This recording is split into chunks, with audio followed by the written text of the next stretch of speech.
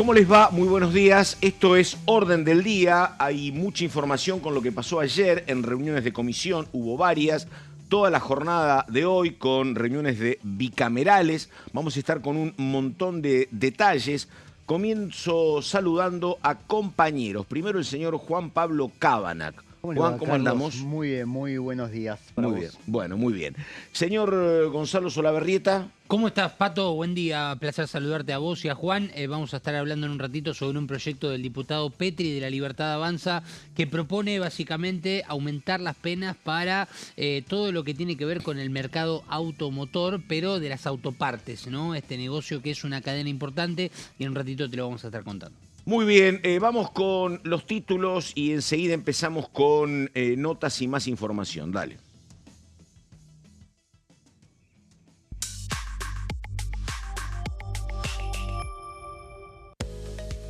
Recordamos, plenario de comisiones, referentes del sistema de salud analizaron la situación actual del sector.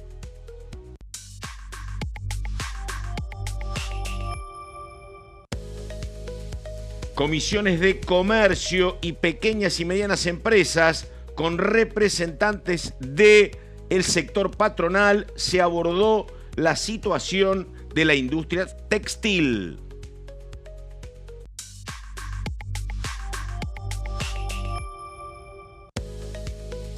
Tema sensible, modernización laboral, se resolvió la disputa por la competencia judicial.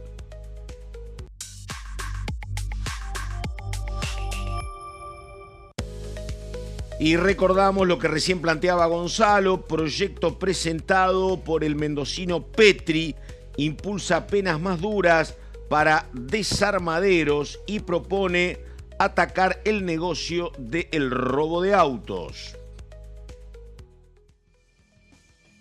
Y estamos ahora con la primera nota. Vamos con el diputado cordobés, el diputado Brugue, que decía lo siguiente. A ver. Tuvimos una de las seguidillas de reuniones conjunta entre la Comisión de Comercio y la Comisión de Pymes, por la cual nos hemos puesto la idea y el objetivo de recibir a diferentes sectores de la economía argentina a los fines de indagar cuál es la realidad con la que se encuentra, cuáles son las problemáticas, cuáles son las propuestas que tienen.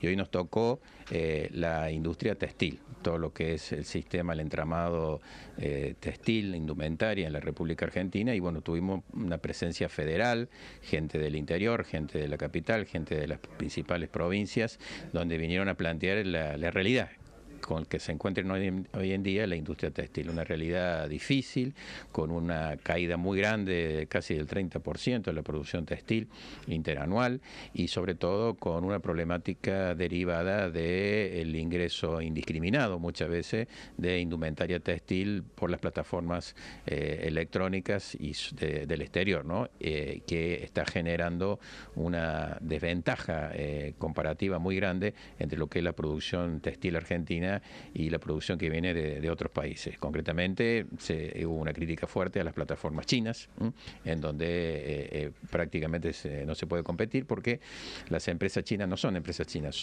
es China, es todo el Estado chino el que le da todos los beneficios, todas las posibilidades como para que un producto pueda venir a precios muy bajos y esté dinamitando, esté afectando seriamente los cimientos de lo que es el sector textil, que día a día va perdiendo puestos de trabajo. Hay un estudio hecho que de las 26.000 pymes que cerraron de lo que va de diciembre del 2023 a la fecha, 754 han sido de la industria textil. Eso nos lleva a la reflexión. Vinieron con varias propuestas, hablaron de ejemplos de reconversión en Italia, en Portugal, en misma Corea del Sur como país del sudeste asiático, pero lo cierto es que sin la presencia del Estado y con una apertura indiscriminada a lo que es la industria textil, a productos textiles de otros países, estamos en un serio problema. O sea que no hay planificación y lo que nos han venido a pedir es eso, planificación. Todos dijeron que no querían privilegios, sino una planificación,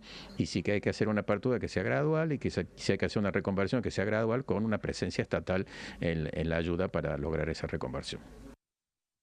Bueno, ahí está, lo planteaba el diputado Brugue, la cuestión de la reconversión, que se reconvierten dentro del mismo sector textil. Pero yo siempre cuento una historia, porque no es la primera vez que en la Argentina pasa esto, que me tocó en los años 90 en Estados Unidos. Yo había tenido que viajar a Boston y cuando ingreso a Boston, que es una ciudad hermosa, había un montón de fábricas abandonadas, barracas en la zona portuaria. Y yo pregunté qué pasaba y me dijeron que esto era el escenario, viejo escenario, de una gran industria textil norteamericana en Boston que había cesado absolutamente como consecuencia de la competencia china. Nos Claro. mataron con precios, con competencias y por lo tanto lo que esto era la sede de una gran industria textil hoy es un viejo recuerdo. Claro. Y yo pregunté, bueno, ¿y qué hicieron con la gente? Hablando de la reconversión, porque, qué sé yo, vos acá tenés 750 fábricas, estamos hablando fácil de 40, 50 mil personas, por lo menos, de gente que se queda sin trabajo. Me dice, mira, algunos se reciclaron con el sector servicios en una incipiente Silicon Valley que estaba creciendo, eran los 90, fueron a trabajar de choferes, fueron a trabajar de asistentes, porque obviamente no tenían la preparación específica para el mundo de la computación en Silicon Valley. Otros se jubilaron, algunos pocos se quedaron haciendo algo, pero en Estados Unidos lo que era la reconversión había sido notoria. Sí. Pero acá no hay alternativas de reconversión tampoco, así No, que bueno. la verdad que no, Claro. y fue lo que reflejaron mucho los Claro. empresarios que estuvieron exponiendo y dando su punto de vista. También hay una cuestión que me llega de parte de uno de los presentes, A ver. que tiene que ver también con la carga impositiva que todavía tienen muchos de los productos textiles y que les impide obviamente competir, como decía el diputado. Claro, estás Brugge, complicado por el precio chino, por el tipo de cambio, y estás complicado por la carga impositiva. por la carga además. impositiva que todavía dicen que no bajó, mientras que el oficialismo asegura que se bajaron mucho los costos de la indumentaria gracias a la importación. Sí, sí, eso De pasa. hecho, estaba leyendo el testimonio de Guillermo Fasano, que es el titular de la Cámara de Textiles en Mar del Plata, Sí. que recordemos, bueno, Mar del Plata tiene una gran Otrora, industria. pullover había mucho, Claro, ¿no? pullover, Sí. exactamente, y habló de un tema importante, porque así como hubo críticas al gobierno nacional, también mencionó el tema de la industria de los juicios laborales. Es decir, por este lado, que el gobierno nacional, entendemos, con esta modernización laboral lo quiere tratar de solucionar, pero habló de una cifra, dijo que los productos, las ventas están grabadas en un 42%, lo cual es un porcentaje muy alto, y esto también es parte de la problemática, lógicamente, en esta comparativa con los precios Sí. de la industria Básicamente, textil china, ¿no? el tema es el producto chino produce una enorme cantidad a muy bajo precio, entonces, bueno, obviamente es la competencia. Es el sector donde más se da, lo tenés en todo, autos, por ejemplo, pero en textiles es donde es más notorio. No, y la logística también, También, Carlos, claro. porque con 2 clics tenés el producto en tu casa. Totalmente, exactamente. Que hay hasta una cuestión generacional ahí, ¿no? Para los menores de 30, comprar a través de internet es absolutamente común, efectivamente. Bueno, pero también vas sí. a Avellaneda y en Avellaneda también tenés muchísimo producto chino. Tiene mucho producto, sí, Mucho. exactamente, pero que ahí te requiere ya una movilización Sí, hasta, claro. hasta el lugar, Y sí, ¿no? sí, no, bueno, por Exactamente. eso, son distintos sectores de edad, efectivamente. Recordemos que acá uno de los diputados que rápidamente quiso empezar a tratar Sí. de frenar o a ponerle una solución a esto de la competencia fue Miguel Ángel Pichetto, cuando presentó Sí. una iniciativa para ponerle un arancel de un 30%, Sí. si mal no recuerdo, Sí, de verdad. a este tipo de compras en el Sí. exterior a un precio mucho más barato, Sí. lógicamente que quedó en la nada porque no tuvo su tratamiento. No sé la Por verdad ahora, si ese es por el ahora. camino, es más discutible, pero el tema de buscar una reconversión es una cuestión central, digo, porque si vos por una decisión económica decís, mira, esto se termina, es comprensible. Ahora digo, vamos a buscarle alguna opción de vida, alguna opción económica para el sector patronal y para el sector de trabajadores, Sí, obviamente. mismo debate, Carlos, se Claro. da con la industria del neumático. que Totalmente. estuvimos Con FATE, con Claro. 220 trabajadores despedidos. Sí. Y un sindicalista como Alejandro Crespo, que es el líder Claro. del Sí. SUNA, pidiendo algún tipo de Sí. resolución ante esta problemática. Sí, es un temazo ese, ¿no? Ya vamos con lo tuyo, pero claro, también ejemplo de una economía muy capitalista, una economía que crece. Vos en Estados Unidos es muy raro, prácticamente no hay ninguna indemnización en ningún trabajo. Trabajás 15 años, se terminó y te vas con el último sueldo. El tema es que en la mayoría de los rubros vos salís a buscar en una economía en crecimiento y se encuentra. Acá, claro, no es que se abrieron 3 empresas fabricantes de neumáticos. Cerró esa y no se abrió ninguna otra. Exactamente. Entonces ese es el problema, No, efectivamente. y por eso Crespo, hablando de plano legislativo, pidió que la legislatura provincial y también que el Congreso Nacional traten algunos proyectos para justamente resguardar esta industria. Señor Cabanach, lo que habíamos señalado, uno de los títulos, dale. Sí, exactamente, Carlos, lo habíamos señalado y vamos a hablar y vamos a mostrar también algunas placas sobre qué sucede con la ley de modernización laboral que fue objetada judicialmente por la CGT, que en principio iba a tener un fuero específico, el Juzgado Nacional del Trabajo, pero gracias a una petición que hizo el Gobierno Nacional a través de la Procuración del Tesoro, que es el cuerpo de abogados que defiende los intereses del Estado, y el Ministerio de Capital Humano, logró que se traspase la competencia al fuero contencioso administrativo, que obviamente extraoficialmente señalan que hay muchas más posibilidades de que la ley de modernización laboral no tenga ningún tipo de traspié y que entre en plena vigencia, que era uno de los objetivos centrales del gobierno, ni bien empezaron a caer las cautelares por parte de distintos sindicatos, distintos actores sociales, pero bueno, principalmente la que tuvo mayor ruido fue la de la CGT. Ante esa situación, el gobierno dijo que pretendemos que la ley tenga plena vigencia y en todos sus artículos, o sea, directamente la apuesta fue total y hasta el momento es un desafío que ha sido cumplido con creces. Juan, perdóname, muy de acuerdo a esto que contás, con lo que era una estrategia silenciosa, pero ahora entendible de la CGT. ¿Te acordás que se discutía de modernización laboral y la CGT intervenía poco, convocaba casi de manera muy tenue algún reclamo, pero ellos siempre te decían, nuestra salvaguarda va a ser la justicia laboral, ¿no? Totalmente, exactamente. Mucha confianza tenían, efectivamente. Tenía mucha confianza. Sí. Tenían mucha confianza en el Juzgado Nacional de Trabajo. Obviamente que hay un montón de jugadores Sí, claro. de peso en la calle Azopardo que tienen sus tentáculos y sus vínculos con determinados camaristas. Sí, exactamente. No, además, efectivamente, además hay históricamente grandes abogados laboralistas trabajando de asesores de la CGT históricamente, ¿no? Totalmente, Carlos. Sí. Bueno, y de hecho, hablando de la estrategia, tuvimos al diputado máximo nacional de Unión por la Patria, Máximo Kirchner, criticando justamente este silencio de la CGT el lunes. Sí. Hablando también un poco de lo que es el peronismo hoy en día, ¿no? Con una fuerza interna y con muchos sectores que no tienen acuerdos básicos.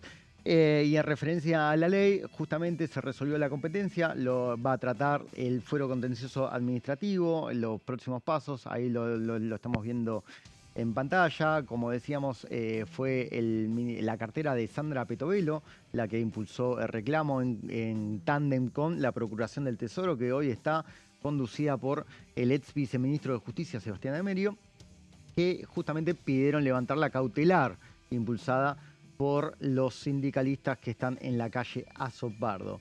A continuación vamos a ver otra de las características de lo sucedido, que la cautelar justamente había suspendido más de 80 artículos de la ley porque fueron considerados anticonstitucionales. Hay un pedido, Gonza, Pato, que siempre se basó la CGT, es que justamente muchos de esos artículos están contrarios a la Constitución Nacional, ya que revierten garantías y derechos conquistados que están plasmados en la Carta Magna. Claro, entonces, exactamente. Por ejemplo, uno es el derecho a la huelga, que recordemos que la Ley de Modernización Laboral amplía las actividades esenciales a un 75%, limitando justamente las protestas. Y acá lo que define lo que estás planteando vos, Juan. Si a vos te toca un juez laboralista, siempre va a fallar, o generalmente por historia, a favor de los intereses de la CGT y de los planteos que son como comprensibles. No podemos ir contra la Constitución. No se puede abolir el derecho de huelga. Pero si te toca un abogado no con formación laboralista, es factible que falle en contra tuya. Sí, totalmente. Era la historia. Acá, la verdad, hasta que se instaure la justicia laboralista en la década del 50, nunca había un fallo a favor de un trabajador, efectivamente. No, obviamente, por eso justamente la CGT estaba aliviada. O sea, exactamente. Primero... jugaba de local en términos. Jugaba de local por un juez que ahora lo vamos a estar mencionando, que es el juez Ernesto Ojeda, del Juzgado Nacional número 63, si mal no recuerdo, que lo veíamos en la placa.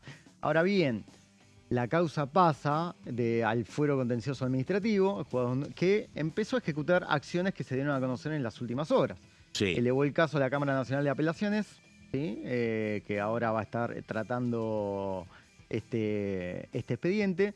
En la siguiente placa también vamos a observar que señaló en estas acciones que Ojeda no remitió el expediente pese a órdenes previas y ordenó que este magistrado envíe la causa en 24 horas.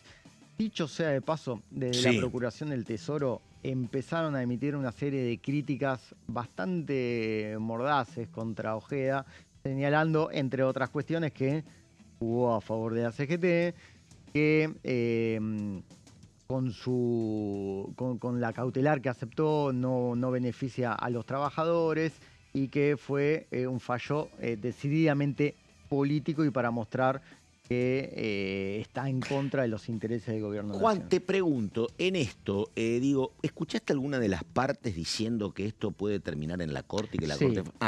Dos partes. ¿Viste? Hace algunas semanas Sería atrás, bueno escuchar que la Corte te diga algo y sería como decisivo, ¿no? Sí. Pero la Corte a estas cosas a veces le saca el cuerpo, pero bueno. sí, totalmente. Sí. En la CGT ya por lo menos intuían, elogiaban un poco la estrategia que realizaron, marcaron diferencias con también otros sectores sindicales que hoy están más proclives a la movilización y no coincidieron con la CGT en apuntar todos los cañones a la estrategia judicial, ¿no? Pero ya veían hace por lo menos 3 semanas que el caso va a terminar en la Corte Suprema y también justamente posteriormente a esa declaración que me dio un integrante de la mesa chica de la CGT, pude estar con algunos miembros de la Secretaría de Trabajo ahí en la calle Carlos Pellegrini 1185, donde está la sede del Ministerio de Capital Humano, y también veían lo mismo, o por lo menos intuían que esto va a terminar indefectiblemente en la Corte Suprema y que incluso tienen el pronóstico de que la Corte Suprema va a avalar la ley de modernización laboral, pese a algunas cuestiones que tienen que ver justamente con el derecho a la huelga. Por lo menos ya tienen esa información, ese trascendido de parte de los cortesanos, ¿no? Que objetan justamente los artículos que amplían la esencialidad, las actividades esenciales. Y que incluso obtuvieron algunos fallos a favor a lo largo de este tiempo. Recuerdo el que emitió la Unión de Docentes Argentinos, la UDA, también cuestionando que la educación no puede ser considerada una actividad esencial. Claro, claro. Ahora bien, y vamos a observar algunas de las últimas ¿Queda la placas última? que tenemos. Sí, dale. Ahí está. Acá está, que señaló... Acá está. Que marcaron justamente, la sala marcó, perdón, la Cámara marcó justamente que Ojeda no cumplió a tiempo con remitir la causa y que ratificó que la discusión sobre la competencia está totalmente saldada. Tenemos una placa también para ver, justamente a ver si la tenemos en pantalla, que tiene que ver con la nota, que justamente... Sí. Bueno, no... Está. No la tenemos, pero bueno, Contala.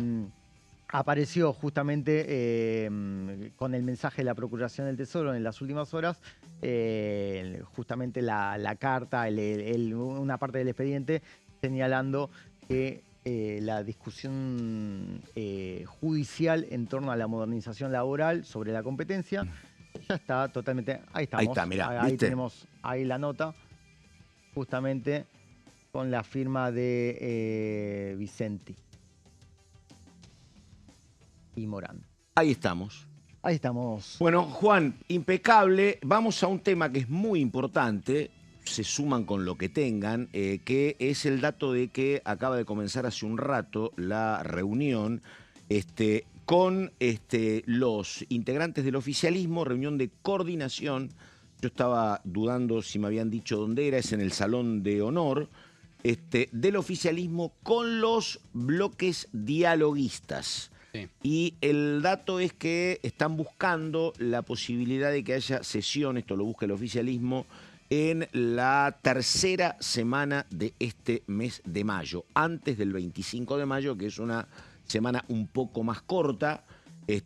Lo que me dicen a mí es que en el oficialismo todavía no está claro cuál va a ser la respuesta de los bloques dialoguistas. Uno se imagina acá, vamos a estar cubriendo eso dentro de un rato, pero uno se imagina que está participando el PRO, está participando el radicalismo, están participando básicamente los partidos provinciales. El MIT. Exactamente, Otro exactamente. bloque El MIT. dialoguista. El MIT que muchas veces es dialoguista, pero que después te termina votando uno y uno, o termina votando en Totalmente. contra, Sí, efectivamente. Por lo menos crítico. Efectivamente, Muestra su efectivamente. postura, sí, y lo hace explícito, porque hay otros, viste, que hablan menos, pero efectivamente. Bueno, el tema es que, a ver, es interesante porque el propio oficialismo te dice no tenemos garantizada la respuesta, habrá que ver qué es lo que plantea, porque lo que está acá subyacendo siempre es el tema de que la oposición, básicamente el PRO y el radicalismo, no quieren saber nada con la anulación de la PASO. Claro, Entonces, es el tema de que le dicen, ¿vos qué querés aprobar? Bueno, dale, pero no me jorobes con la PASO. El pero- peronismo dialoguista tampoco, porque Claro, hemos visto a claro. Raúl Jalil diciendo tiene que haber paso. Por eso, por lo que me dicen a mí en el oficialismo, son cautos respecto a lo que puede pasar. Y me parece que es también una reunión importante para aclarar situaciones, porque por otro lado, no sé si hay mucho énfasis en la oposición, pero alguna vez lo escuché a Germán Martínez y más, ellos pretenden trabajar con juntar el numerito mágico de 129, convocar una especial y complicarlo al jefe de gabinete. Ellos están con eso. Ahora, ¿viste cómo es esto? Vos tenés 100 oficialistas, tenés 100 opositores, tenés 59 en el medio. Algunos están muy cerca del gobierno, muy cerca, y ese alineamiento no va a cambiar. Los provinciales, el MIT, los radicales, el PRO, más allá de la reunión ayer de Santilli otra vez con sus viejos compañeros del PRO.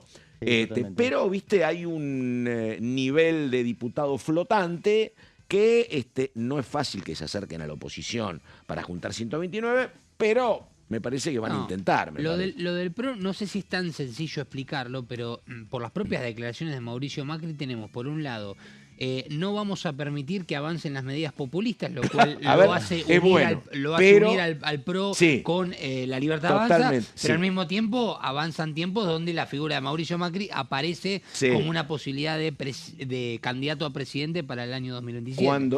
Es buena, es así. Yo creo que la síntesis es, mirá, voy a mantener diferencias, pero cuando esto un poquito se complique, siempre voy a estar de tu lado, por convicción propia, y yo creo, porque los propios afiliados del PRO le piden que esté acompañando al gobierno, me parece. Él dice que no va a ser candidato. Exactamente, sí.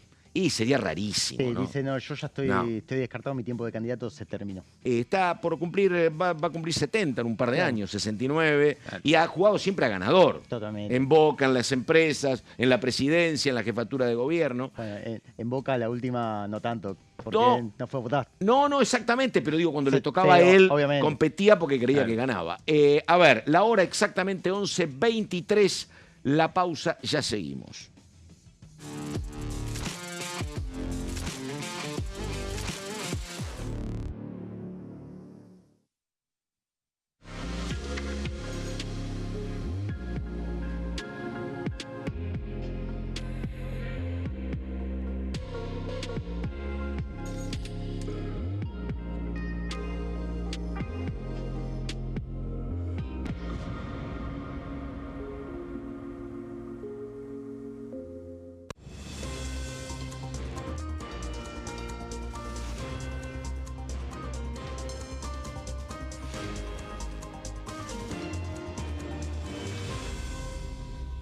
Consenso, de lunes a viernes, 12 horas.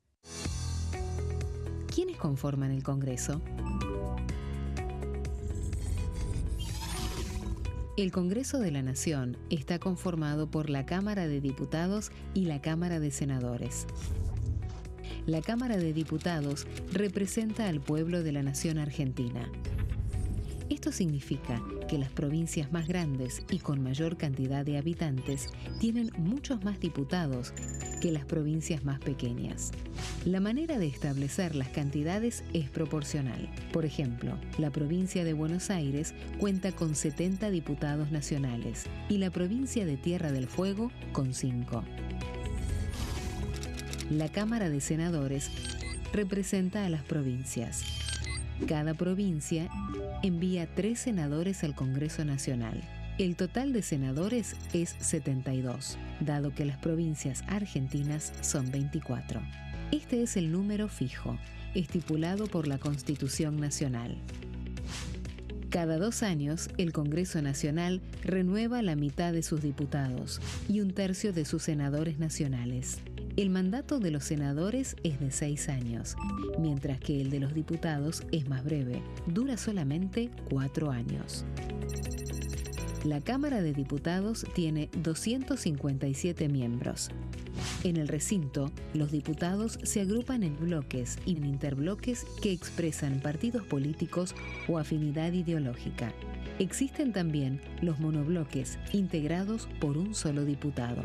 El bloque oficialista se dispone a la derecha del presidente de la Cámara, el bloque opositor mayoritario a la izquierda, y en el centro, los bloques con menos cantidad de integrantes.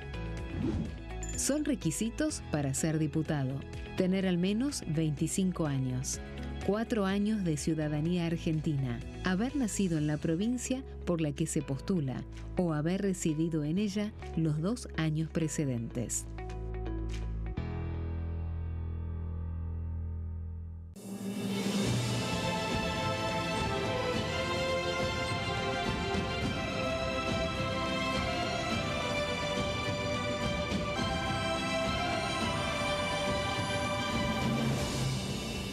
La Bancada, de lunes a viernes, 13 horas. Leyes en un minuto. Régimen penal juvenil. El 12 de febrero, la Cámara de Diputados aprobó el nuevo régimen penal juvenil con 149 votos a favor, 100 en contra y 0 abstenciones. A partir de esta ley, se baja de 16 a 14 años la edad en que las personas pueden ser juzgadas penalmente.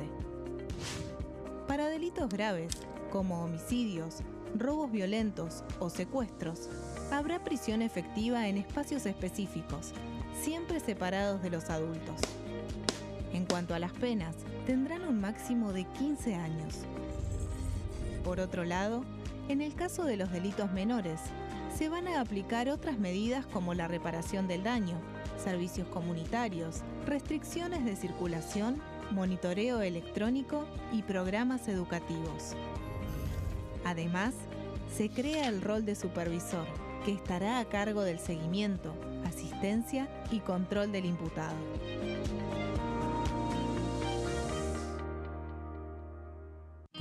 El sarampión es una enfermedad viral altamente contagiosa. Que no juegue con tu hijo.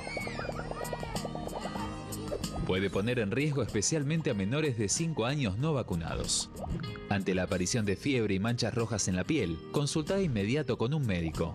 La vacuna es la única forma de prevenirlo y es parte del calendario nacional de vacunación. Es segura, gratuita y está disponible en vacunatorios, centros de salud y hospitales públicos del país. Vos ya tenés esta vacuna. Dásela a tus hijos.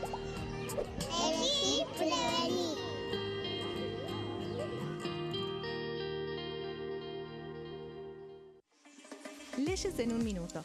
Acuerdo Mercosur-Unión Europea. Este acuerdo surge luego de 25 años de negociaciones entre ambos bloques y fue ratificado en diputados con 203 votos a favor, 42 en contra y 4 abstenciones. Gracias a esta ley, se crea una de las zonas de libre comercio más grandes del mundo, alcanzando a casi 800 millones de consumidores. En un contexto de fragmentación económica, funciona como una alianza estratégica de cara al futuro.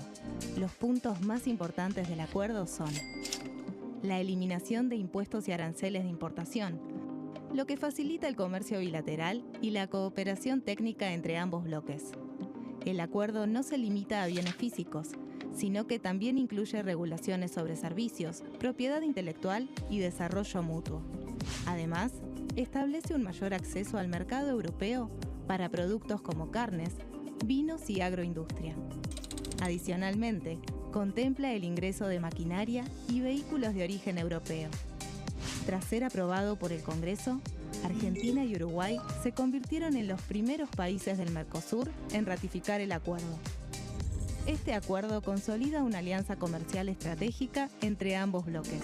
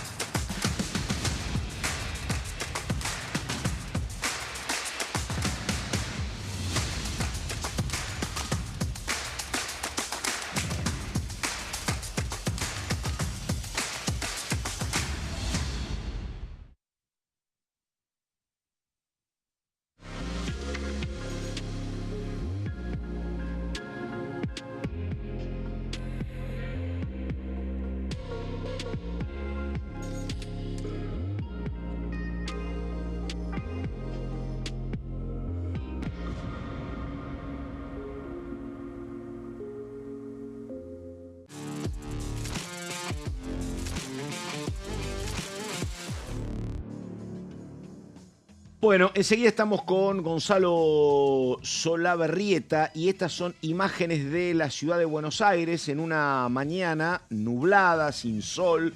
Lo había anticipado el pronóstico meteorológico, está lloviendo, así que bueno, imágenes de un miércoles de lluvia en la ciudad de Buenos Aires. No es tan lindo como el sol, pero también tiene su encanto. Vamos a estar enseguida con Solabarrieta, pero digamos antes que hay un tema muy sensible, que es el tema salud, con situaciones similares en Capital Federal y en la provincia de Buenos Aires. En Capital Federal recordamos ayer lo que hizo el conjunto de hospitales que dependen de la UBA, que indican que no tienen presupuesto, que si no hay auxilio económico tienen que cerrar en 45 días. Hay institutos emblemáticos como el Hospital de Clínicas y otros, así que ayer hubo una charla pública y hubo una denuncia sobre la situación preocupante. En paralelo, tampoco hay fondos necesarios en la provincia de Buenos Aires. Estuvo visitando acá el Congreso en una de las comisiones, estuvo el ministro de Salud, de Axel Kicillof, indicando que la situación es muy complicada y que por falta de suministros, por ejemplo, solo está vacunado apenas el 20% del universo de hombres y mujeres de la tercera edad, y mostró otros datos preocupantes. Vamos sobre el tema con Victoria Tolosa Paz, que dijo esto. El ajuste en el sistema sanitario de la República Argentina es brutal y es criminal. Javier Milei está aplicando un ajuste que hoy ya no tiene ni solamente registro, sino que nos permitió durante 4 horas y media que ministros, secretarios de salud de las distintas provincias, profesionales, los prestadores del PAMI, todo el sistema sanitario empieza a crujir, está en emergencia y, dicho por los protagonistas, entra en un posible colapso. La quita de vacunas, la quita de medicamentos del remediar, la quita de prestaciones y de servicios que brindaba el PAMI a nuestros jubilados fueron parte de esta agenda construida durante más de 4 horas y media. Es una situación de plena emergencia y por eso el 20 de mayo hay una convocatoria enorme para defender un sistema de salud pública que gobierne quien gobierna en cada provincia argentina. Necesita del diseño, de la implementación y de la inversión en salud del gobierno nacional. El presidente de la Nación es el responsable, con el ministro Lugones, de este desastre que está pasando en materia de emergencia sanitaria. Lo dijeron los ministros que participaron, lo advertimos como legisladores nacionales y vamos a trabajar fuertemente en la Cámara de Diputados porque aunque Lugones no venga aquí a brindar las explicaciones, la Cámara de Diputados tiene que levantar la voz para defender el derecho a la salud como un derecho que no se negocia y que tiene que estar sin duda garantizado por el gobierno nacional. Bueno, señor Solabarrieta, ¿a dónde vamos? A ver. Bueno, vamos a hablar de una iniciativa que presentó el diputado Luis Petri de La Libertad Avanza, representante de la provincia de Mendoza, lo cual es muy interesante cada vez que un funcionario no en realidad, sino un legislador, pero en este caso exfuncionario también, porque fue ministro, recordemos, el diputado Luis Petri, presentan una iniciativa que no tenga que ver con, bueno, alguna declaración o algún proyecto que tal vez pasa desapercibido, sino en este caso hablamos de la modificación de las penas, en este caso la modificación del Código Penal, algo que uno puede entender como una posibilidad que tenga su trayecto dentro de la Cámara de Diputados para en algún momento poder llegar a ser tratado, más allá de que lo presentó solo, de que no tiene cofirmantes, y además un dato que a vos te va a interesar mucho, Pato, en esto de lo que significa el tratamiento en diputados. Solamente tiene que pasar por la Comisión de Legislación Penal este proyecto, lo cual indica que puede llegar a tener su visto bueno, puede empezar a tener su recorrido rápidamente, y en este caso hablamos del aumento de las penas para desarmaderos de autos. Esto es muy importante remarcarlo. Luis Petri, ahora lo vamos a ver, pero en una de las frases iniciales de los fundamentos dice algo que ya de por sí nos hace entender un poco más a qué apunta. El robo de automotores no termina en el robo, termina en el desarmadero. Una frase para entender por dónde va. Decíamos, que tiene 50 años de historia, hace 50 Claro. años de historia que pasa lo mismo. Pero Exactamente, bueno, sí. Bueno, Claro. y lo que busca básicamente, y ahora lo vamos a repasar, es empezar a meternos en el plano ya de los artículos, de las leyes y de qué intenta Dale. modificar. Siguiente placa, para ver qué es lo que propone el diputado Luis Petri. Bueno, trata de agregar al artículo 277 del Código Penal, que para que entendamos el contexto, el artículo 277 tiene distintas aristas, es el capítulo de los encubrimientos dentro del Código Penal.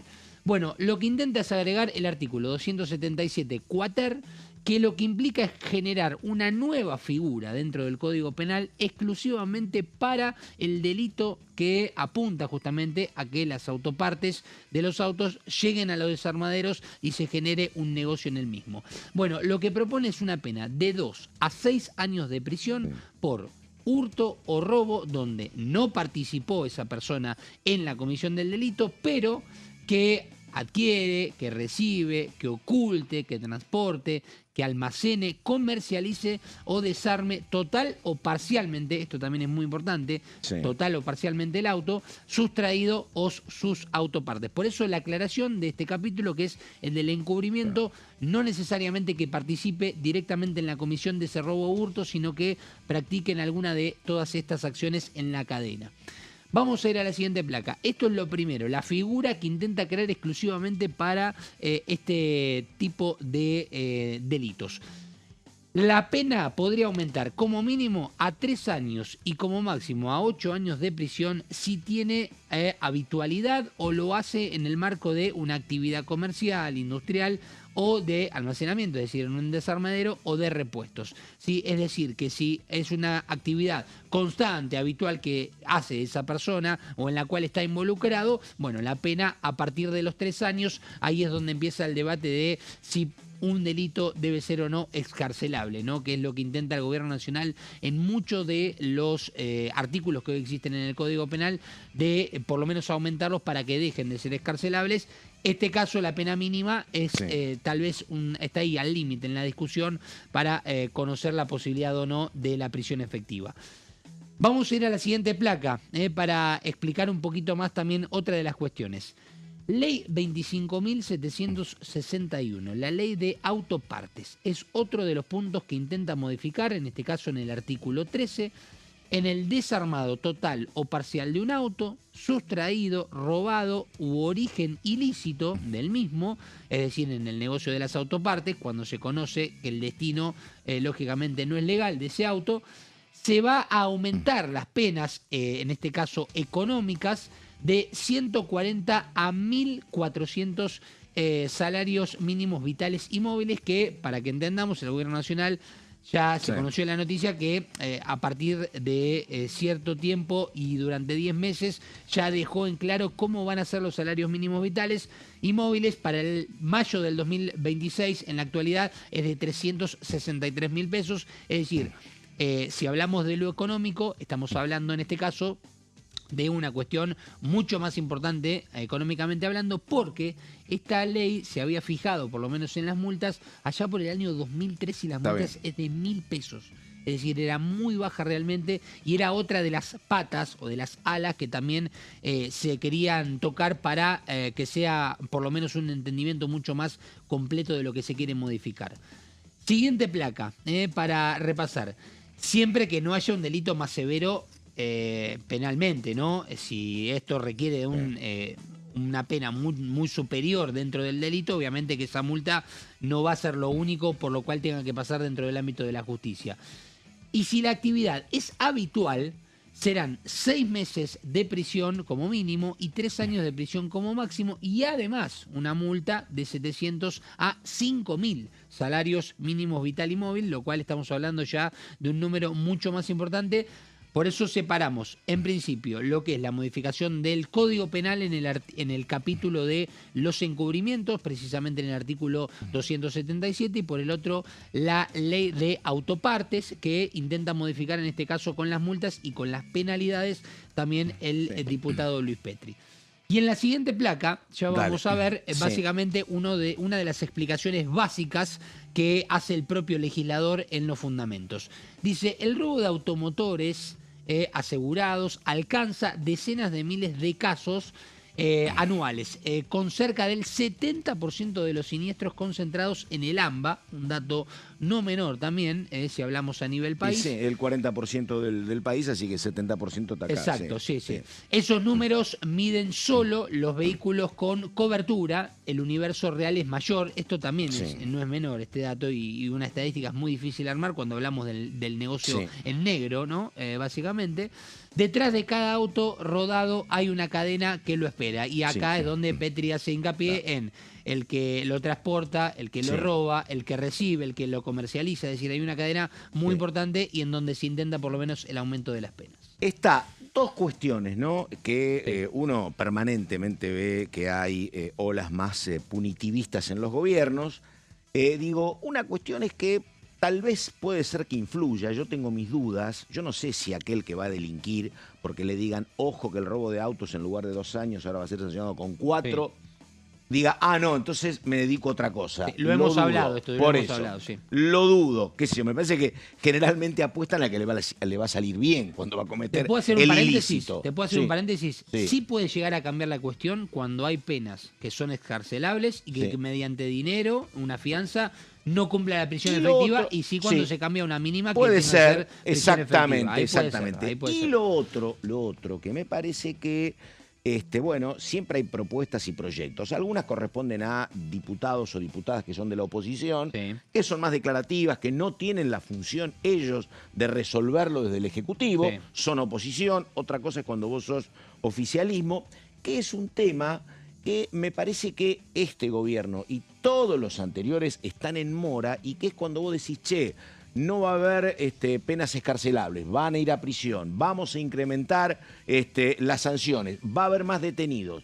Digo, estamos discutiendo hace mucho tiempo en qué lugar. Sí, también. Porque esto lo estamos hablando ahora y hace 3 meses decíamos, che, los presos de la ciudad están en casas prefabricadas instaladas en cualquier lugar y están todas las cárceles saturadas, donde tiene que haber 20 presos hay 50. Y digo, a lo mejor hay algo en construcción. Sí, cuando hablamos del régimen penal juvenil se tocó También, mucho. Justamente, uno de exactamente. los principales cuestionamientos Vos será decís, que bueno, no había presupuesto. ¿adentro dónde? ¿No? Sí. Exactamente. Totalmente. Sí, Pero sí, bueno. que es un debate bastante viejo ya. Por sobre supuesto. ¿Qué hacemos con los presos y cómo se Pero mantienen entonces, esas viste, cárceles? claro, y digo, o tiene que haber presupuesto para mayor construcción de cárceles, o tiene que haber una política de mejoramiento, porque si no esto, digo, está bien, yo sanciono la ley, y en lugar de que haya gente en su caso pagando una multa, hay más presos. Perfecto. ¿Dónde va el preso? Después tienen los problemas. Digo que esto es, traspasa este gobierno. Acuérdense otros momentos, las tragedias que hubo en comisarías de pueblos de la ciudad, de la provincia de Buenos Aires. Córdoba. Córdoba, exactamente. Y no tengo muy en claro, Pato, vamos a suponer un mundo irreal en este caso, de que haya presupuesto para muchas cosas. Y pienso, no sé la verdad, ¿cuál sería la mirada de la sociedad en la construcción de más cárceles?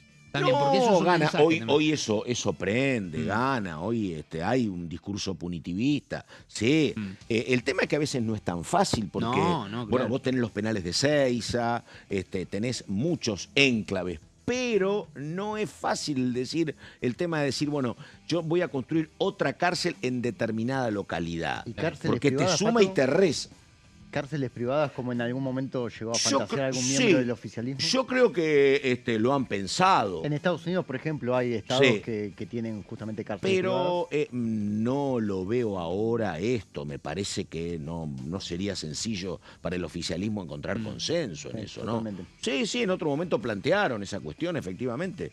Que es un... Porque claro, la plata que mueve una cárcel es enorme en la alimentación de 2.000 personas por día, nada más que con eso, Y además, sí, viste, vos en el tema de lo que tiene que ver con la venta de repuestos y demás, Sí. tenés que hacer en paralelo un trabajo donde las autoridades tienen que comportarse con mucha transparencia, ¿eh? Con mucha transparencia. Sí, totalmente. Ahora hace mucho tiempo que la verdad que venimos bien, Sí. pero Es muy es un difícil. tema complicado, ¿eh? Es muy difícil en otro aspecto, porque vos, Sí. así como también tenés la persona que comercializa, que aprovecha el Sí. hecho de que de un auto robado se reparten las partes, Sí. se consigue un precio que tal vez es más económico, Sí. ese precio más económico también se traslada a un precio Sí. más económico para la venta. Ahora, Claro, te digo, totalmente. indudablemente Petri debe tener datos, ¿no? Pero, qué sé yo, a lo mejor uno refleja o cuenta lo que ven los medios, tampoco, porque no es que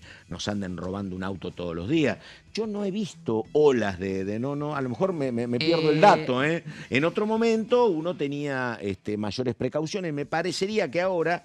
Y la otra cuestión que también hace referencia al proyecto es que la verdad hoy es rarísimo, imposible, porque estás incumpliendo demandas legales, o no podés salir con un auto si no lo tenés asegurado. No, Sí, claramente. además, por lo menos en la ciudad de Buenos Aires mejoraron mucho los controles. Totalmente. En muchas avenidas, Sí. muchos accesos principales. Mucho control en Buenos Aires, Sí. efectivamente, eso ha cambiado Sí, totalmente. notoriamente. Te digo, en calles muy sorpresivas y ni te cuento para ir a cuando cruzás la General Paz, hay mucho control. Y Totalmente. antes de cruzar, perdón. En la mucho ciudad control. estamos hablando. Sí, sí, sí, Ah, sí, no, sí, en la sí. provincia. En la provincia hay también, en la provincia hay, pero en la provincia depende de las fuerzas municipales, de la fuerza claro. que es de cada uno de tu municipio. Sí. En Capital, que no había mucho control de alcoholemia, hay control de alcoholemia y te piden documentos. Sí, y te también. piden, hay mucho. Y después está la otra parte que me parece a donde apunta en gran parte este proyecto. Lo que pasa es que también es una cuestión de actualización que la merece. Esto que hablábamos de la cantidad de salarios vitales mínimos, Móviles, mínimo de multa. vital y móviles Sí. de multa, Sí. también me parece que tiene entre líneas una de las cuestiones más importantes que apunta Que no Petri, pierda valor el peso de la que no posibilidad de pierda que el valor. pagues. Porque sí. está bien, vos decís, dale, hay una complicación para En algún ejercer la momento, en Pero algún 1.000 momento se pesos hizo esto, por eso, en es algún una momento, ganga. bueno, Vamos en hablando algún momento, mal y qué pronto. historia, ese tiene que ver con nuestra moneda, que es una historia terrible. Y bueno, esa. sí. Pero bueno, eso tiene que ver con que acá lo han actualizado rápido en la ciudad de Buenos Aires. Antes era el tema de las multas, tenían un monto fijo. Y claro, vos ibas a pagarla Claro, al sí, cabo del año y nada, eran regalados. Claro. El tema es que Sí, ahora se es un licuaba. litro de nafta. Y el litro de nafta está a 2.000 pesitos. Sí. Te la super. Así que Es o verdad. 2.300 la otra. Entonces, no es sencillo. Las unidades básicas. se Exactamente. ¿Qué tengo? Recuerdo que comenzó hace un rato la Comisión Mixta Revisora de Cuentas, reunión constitutiva, y que hay encuentro también de la bicameral de control de los fondos de la seguridad social. A las 16:30, la bicameral de la Defensoría del Pueblo. Son las reuniones que tenemos agendadas para el día de hoy. ¿Se les está escapando algún dato más que Bueno, tienen? Diga, a ver. en cuanto a reuniones confirmadas, tenemos el miércoles 13 de mayo la de Obras Ah. Públicas, donde van a tratar de instruir al Poder Ejecutivo Nacional a celebrar con la provincia de Buenos Aires un convenio de transferencia con el objetivo de realizar obra pública nacional denominada Construcción del Canal Magdalena.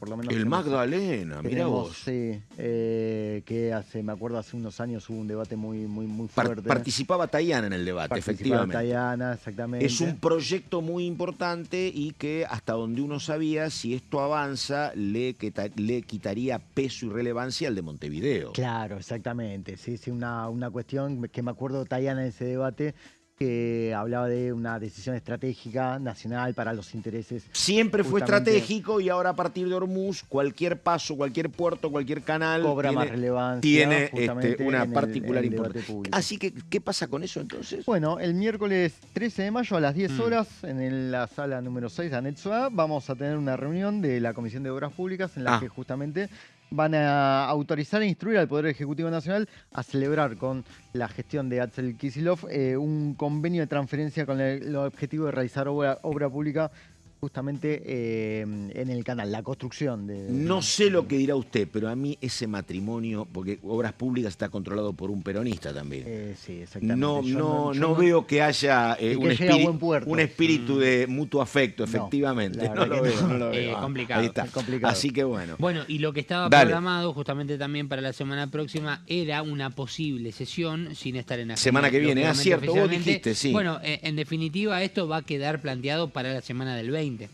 Vos dijiste que para la semana que viene estaba la posibilidad de hojarasca en y algún estaba momento. la posibilidad de que se lleve a una sesión para darle por fin el tratamiento a la ley de hojarascas que tanto ha trabajado el ministro de Desregulación del Estado, Sturzenegger, y en definitiva tal vez esto ingrese dentro de un paquete de proyectos consensuados con los bloques aliados también, que esto por eso va a Por eso demorar la un poco reunión más. de hoy. Por eso la reunión de hoy, y en definitiva no será en principio la semana próxima la sesión, sino la semana del 20. Porque me parece, corríjanme, a ver, digo, a lo mejor la reunión con los bloques aliados pasa por acá.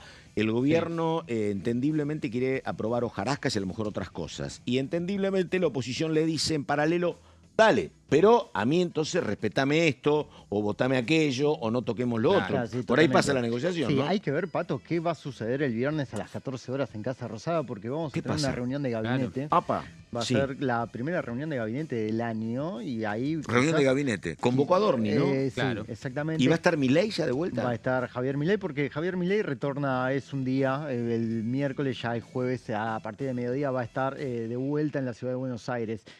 Vamos a ver qué definiciones tiene el núcleo duro del gobierno en relación a la agenda legislativa, porque hasta el momento lo que hemos tenido, Pato, Gonza, fueron reuniones de mesa política en donde se trató de delinear la estrategia, se hablaron de los proyectos prioritarios, pero no tuvimos definiciones concretas. Quizás este viernes vamos a tener algunas determinaciones. Bueno, habrá que ver cómo pueden trabajar también el viernes, ¿no? También. Ahí estamos. Bueno, señor Cabanach, un gusto enorme, nos estamos viendo en cualquier momento. Señor Sola Berrieta, Un placer, muchas Pato. gracias. Nos Gracias. estamos viendo en cualquier momento. Enseguida la continuidad de DTV. Gracias. Buenos días.